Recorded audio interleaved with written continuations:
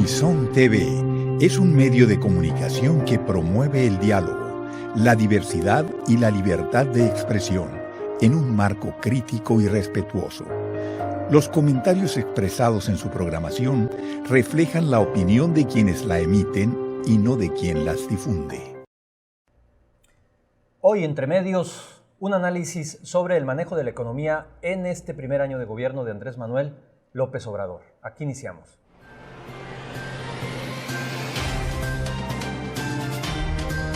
Universidad de Sonora, Unison TV y el Departamento de Psicología y Ciencias de la Comunicación presenta Entre Medios, un espacio para el análisis de la comunicación en nuestro tiempo.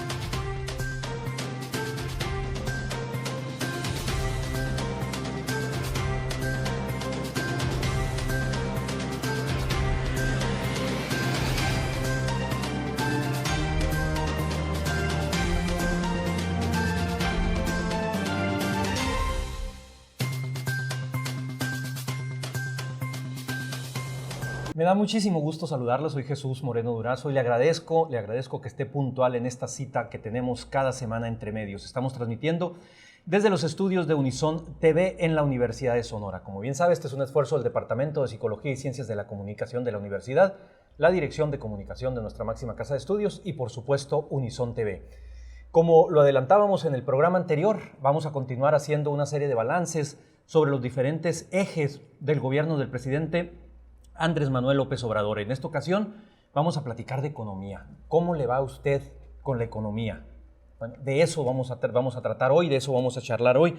Y le quiero agradecer muchísimo que se encuentre con nosotros.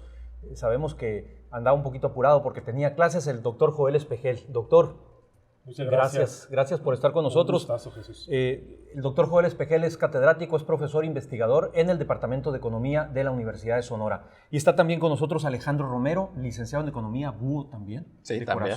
De corazón. Con mucho orgullo. Alejandro es analista económico, participa también, igual que el maestro Joel, en diferentes espacios de opinión. Híjole, yo les agradezco muchísimo porque no hay mucha gente que sepa explicar qué es lo que ocurre con la economía. La economía, como usted sabe, es un área a veces bastante dura, bastante complicada, y tanto el doctor Espejel, como buen catedrático que es, y Alejandro, que se dedica al análisis, pues nos van a ayudar a entender qué es lo que está pasando. A ver, como dicen los clásicos, vamos empezando por el principio. Un balance así general, doctor Espejel, de estos, pues ni siquiera es un año, son 9 meses de gobierno del presidente Andrés Manuel López Obrador. Un balance de estos 9 meses de la 4T en el gobierno. ¿Qué te ha parecido? En términos de crecimiento económico, y ahorita voy a dar la valoración final de lo que es este primer semestre, porque los datos, muchos de ellos están al primer semestre de enero a junio. Se miden por trimestres, ¿no? Se miden por trimestres, pero ya se tiene información de enero a junio de 2019. Si nos vamos a datos del crecimiento económico, el primer trimestre, que es de enero a marzo, tuvo un decrecimiento de menos 0.2%. Menos, efectivamente fue negativo, y el segundo trimestre, que es de abril a junio, tuvo un decrecimiento o crecimiento, que fue de cero, no crecimos ni decrecimos. Entonces estaba el fantasma de la recesión económica, porque técnicamente los libros de teoría económica, específicamente macroeconomía, te explican que cuando hay 2 trimestres consecutivos de una caída negativa del Producto Interno Bruto o de la actividad económica, se habla de recesión económica.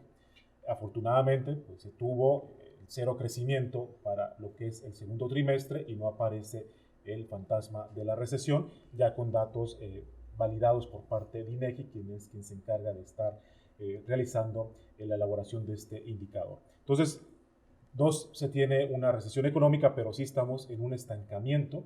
No levanta la economía mexicana, el consumo está frenado, la inversión está frenada también. Entonces esto lleva a que pues, se tenga que aplicar algún correctivo, que son las políticas económicas, en este caso procíclicas, a favor de que se levante de nueva cuenta lo que es el crecimiento económico. ¿Por qué? Porque el dato de empleo está relacionado con el crecimiento económico.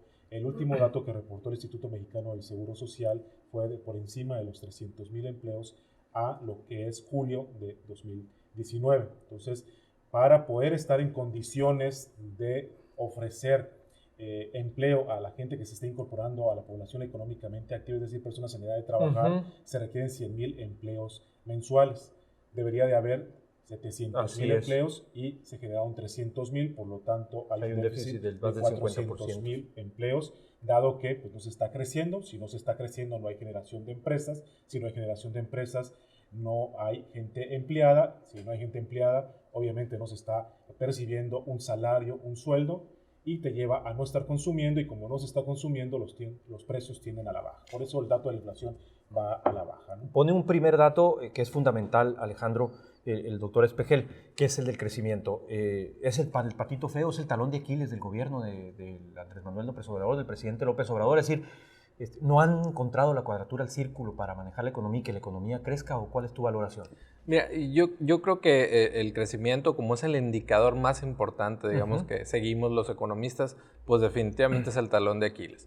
Pero puedes ver a la vez muchos otros indicadores, por ejemplo, la tasa de desempleo, que había tenido desde 2010 una tendencia a la baja, pues vemos que ya en este momento está en su mayor nivel, 3.7. Se detuvo eso, por lo menos. Su mayor nivel en 2 años. Entonces, eso también, lo que es el sector de la construcción, la actividad industrial también están en caída. Entonces, todo nos lleva a decir que la economía no va bien, definitivamente. Yo creo que esa es una conclusión que podemos tener. Claro que hay claroscuros que quizás ahorita los vamos a abordar, pero definitivamente el argumento central es que la economía no va bien y pues definitivamente algo tiene que hacer este gobierno para revertir esta situación. Bueno, ahorita vemos qué puede hacer en lo interno y cómo está el panorama externo, que también de alguna manera le pega al desarrollo de la economía. Ahora, doctor Espejel, la proyección era crecer por lo menos 4% anual. Esa fue la proyección que ellos hicieron. Al finalizar el sexenio, entre 4 y 6, dijo, Así ¿no? es. Ahora, una cosa es prometer en campaña y otra cosa ya es sentarse en una silla y gobernar. Ahora, la proyección de crecimiento de este año, si ahorita estamos en 0, ¿cómo la visualizas? Vamos a crecer de perdida al 1. Se estima que fue lo que prometieron para este año 2019, crecer al 2%. Y lo han dicho por todos los medios.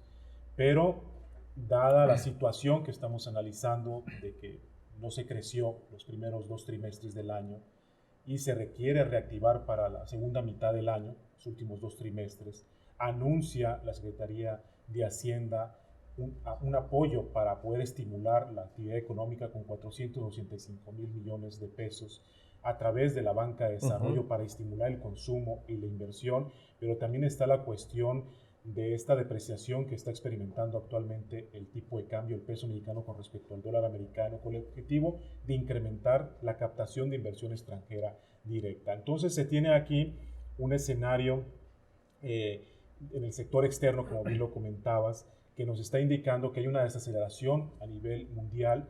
Hay problemas en Estados Unidos con la guerra comercial que está provocando con China y con la India, además de la salida abrupta que puede tener el Brexit, que es Inglaterra, de la Unión Europea, que son factores geopolíticos. Y la muy firma fuertes. del TEMEC pendiente de un hilo. Efectivamente, falta la ratificación del TEMEC o el USMCA por parte de Estados Unidos y Canadá, lo cual pues viene a tener una incertidumbre a la economía mexicana y que nos puede llevar a no alcanzar ese 2% tan anhelado de crecimiento económico. Por lo tanto, se ajusta entre 0.2 y 0.7. Si nos vamos a la media, queda en 0.45 o 0.5. Sí, nos va bien. Sí, nos va bien. Muy bien. Muy bien, nos están indicando que tenemos que hacer el primer corte. Vamos a regresar en un minuto. Esto es Entre Medios. No se vaya.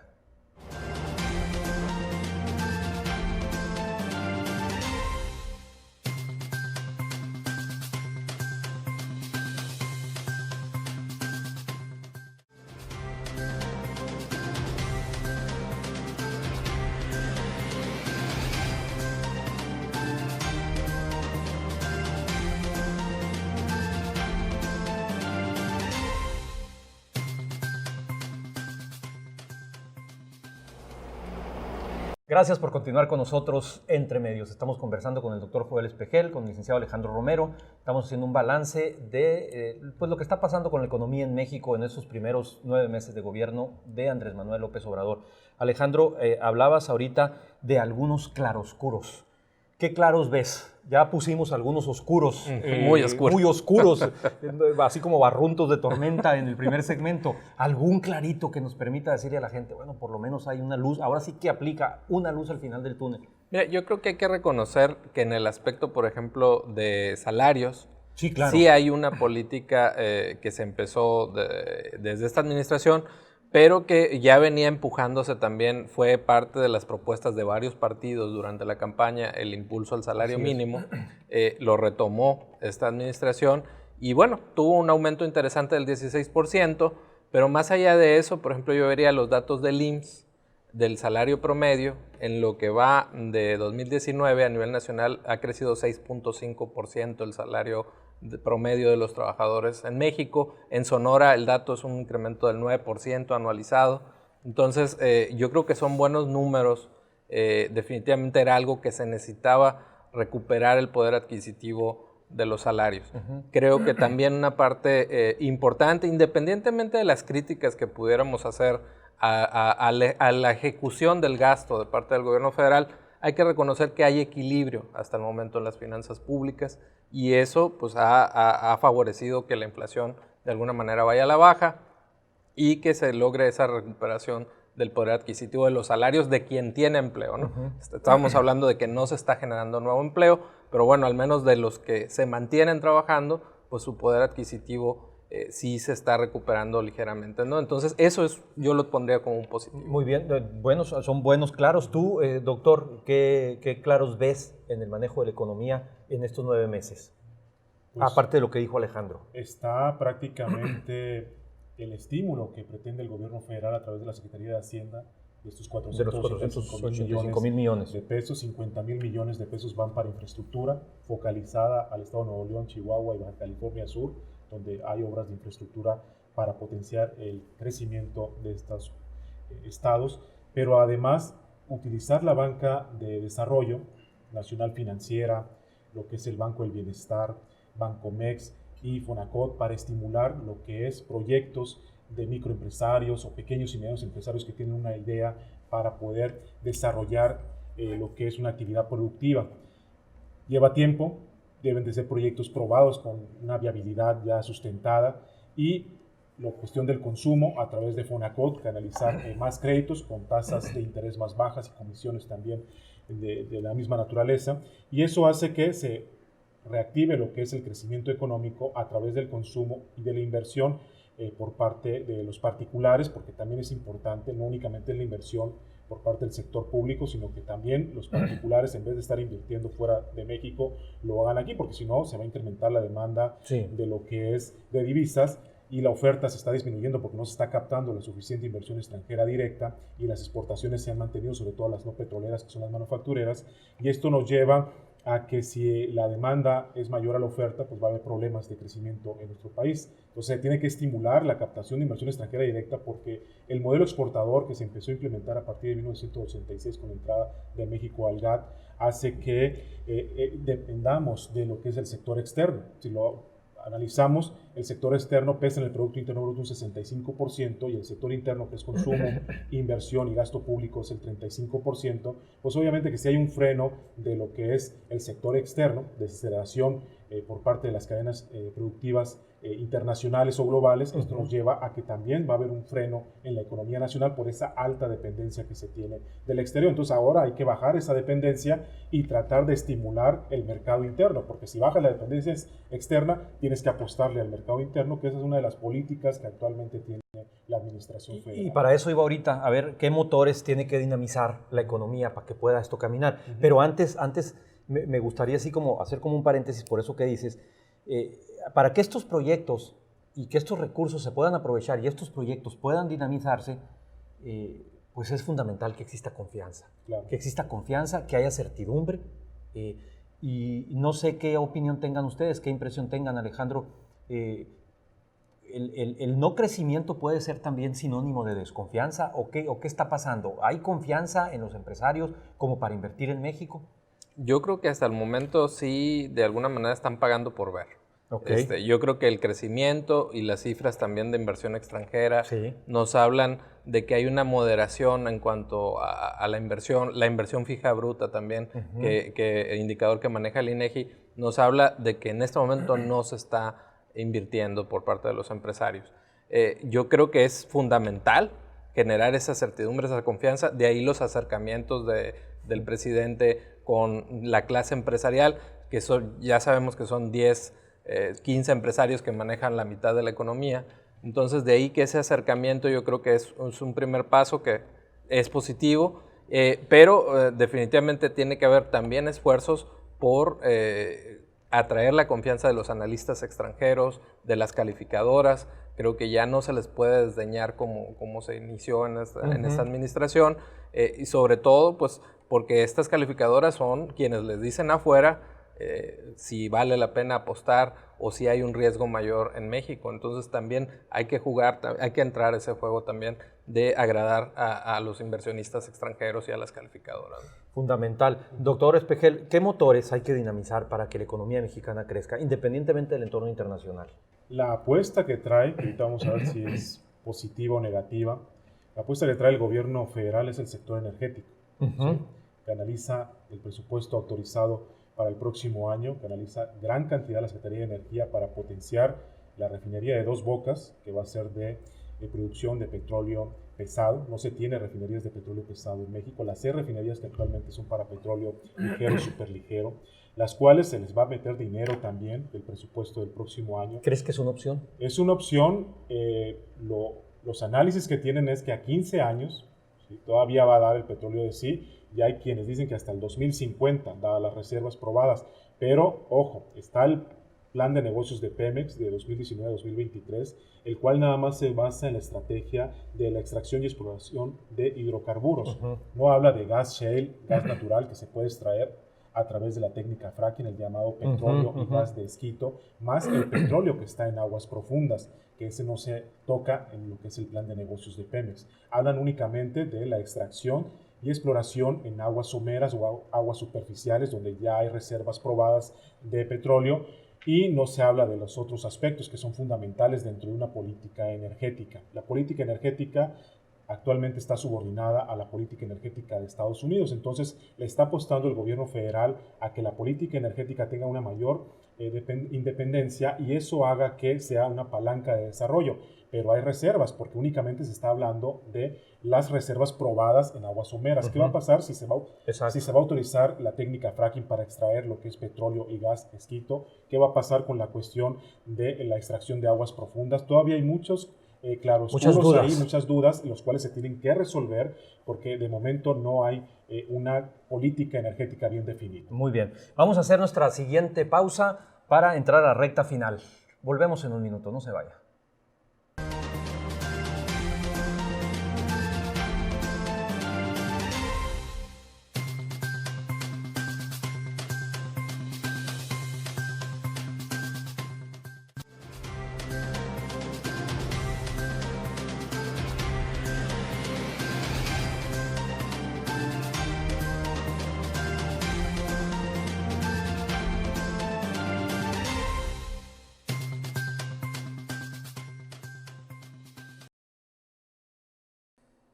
Muy bien, estamos entrando ya a la recta final de Entre Medios.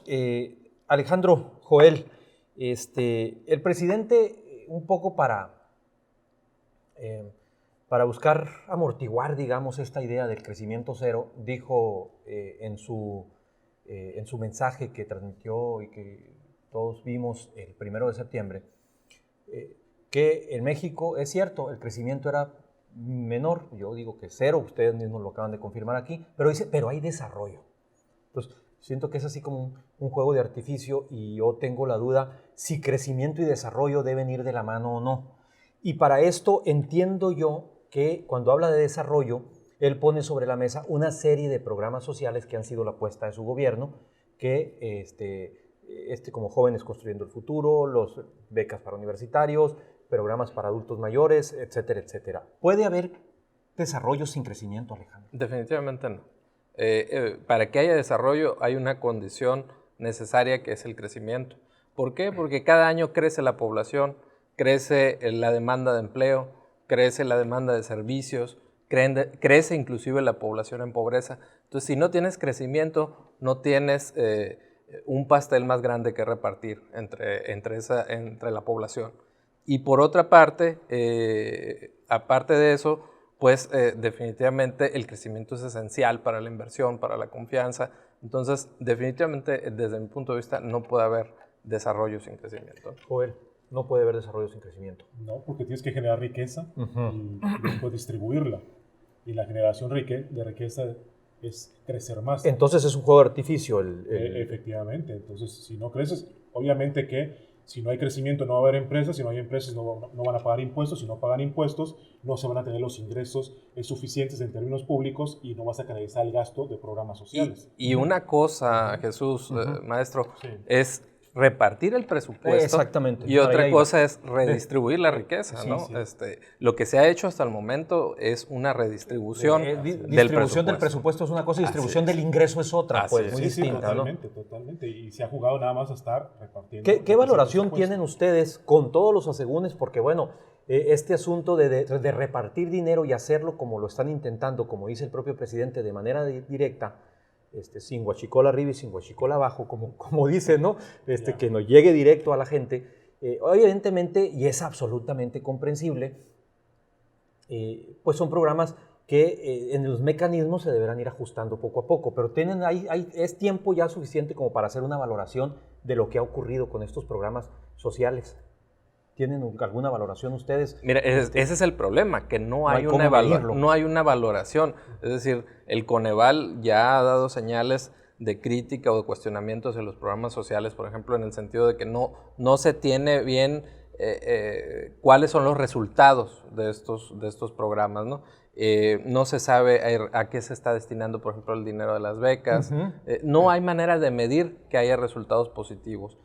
A lo mejor uno de los programas más interesantes es el de Jóvenes Construyendo el Futuro, pero pues ya ves que ha habido denuncias de actos de corrupción en empresas. Entonces definitivamente se tienen que afinar. Esperemos que sí haya la suficiente sabiduría para hacerlo. Y a propósito de esto, en el presupuesto presentado esta semana para el próximo año, para el 2020, corríjanme si estoy mal, pero hay una reducción a este programa. A mí me llamó la atención, hay una reducción como el 40%, sí, una cosa así, para esta semana. Digo, para el próximo año. ¿A qué pudiéramos atribuirle eso cuando son los programas insignias del gobierno federal? Se hacen ajustes, ¿no? Dado se tiene un censo determinado de cuántos jóvenes son candidatos a recibir los apoyos. Se hizo a bote pronto, no se hizo un diagnóstico adecuado de cuántos jóvenes podrían ser candidatos a recibir el apoyo de Jóvenes Construyendo el Futuro. Entonces, de pilotear el programa ya se dan cuenta de la situación que no son tanto los jóvenes y además que muchas empresas también no entraron, así es, a lo que es este programa. Entonces se hacen ajustes y obviamente se tiene que hacer el ajuste correspondiente en el presupuesto. Eran 40,000 millones de pesos asignados para este año y tiene una reducción considerable, están por encima de los 25,000 millones. Entonces se dan cuenta de que no es tanta la población objeto de análisis para lo que es recibir estos apoyos. Igual pasa para los otros programas, pero efectivamente, como dice Alejandro, se tiene que realizar una evaluación del impacto que están teniendo estos programas para ver si realmente están impactando en el consumo, que es una variable fundamental para el crecimiento económico, porque si no, no sirve. Y otro aspecto preocupante, además de algunas reversas en los programas sociales, es los proyectos insignia de este gobierno. Hablamos del Tren Maya, que no termina de caminar. Hablamos del aeropuerto de Santa Lucía, que tampoco no prospera, inundado por los amparos y por los problemas técnicos que representa la obra. Entonces vemos que los proyectos insignia de este gobierno también están atascados y eso también le pega a la economía. Ya entrando a darle una revisadita en los minutos que nos quedan al presupuesto, porque bueno, también es parte del asunto de la economía. Veo, por ejemplo, en un estudio que hace el IMCO, el Instituto Mexicano para la Competitividad, que hay dependencias a las que les cayó la voladora, pero de manera impresionante. Gobernación, o sea, ¿cómo puede una dependencia operar con el 90% menos del presupuesto del año pasado? 61,000 millones de pesos a 6,000. Así es. Luego, turismo con un 83% menos. Desarrollo agrario, son las más golpeadas. 42% menos. Obviamente la oficina del presidente, 41% menos. A ver, ¿qué valoración tienen de lo que han visto ustedes de la presentación del presupuesto para el año 2020? ¿Cómo lo ven? Mira, yo veo con riesgo que se le siga apostando a Pemex.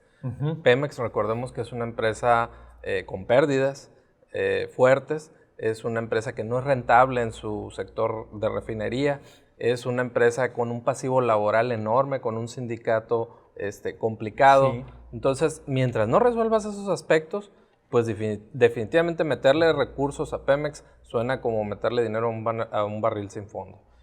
Por otra parte, la reforma energética prácticamente se detuvo de facto en este gobierno, entonces sí hay señales peligrosas en el presupuesto, yo creo, de apuestas riesgosas, como sería el caso de Pemex. ¿Qué ves, Sí, se doctor, siguen en el presupuesto? manteniendo 3 secretarías fundamentales donde se va prácticamente el 40% del presupuesto. ¿Qué son? Energía, Energía.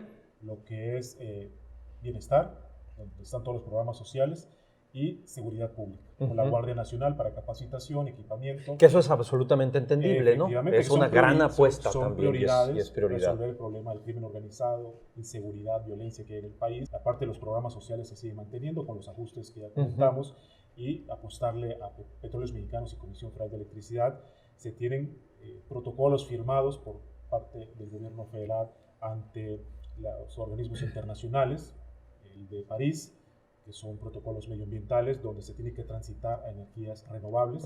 Actualmente el 100% de la energía que se genera en este país, el 75% es energía convencional a través del uso de los residuos fósiles y el otro 25% es a través de energías renovables y tiene que ser 50 y 50. Entonces tiene el reto a través de la ley de transición energética pasar al 50%. Entonces ahí se tiene que apostarle a los parques solares, a lo que son otro tipo de eólica, helióstica, etcétera, de generadoras de energía eléctrica. Entonces se tiene que ver ese aspecto, no apostar nada más a ciegas.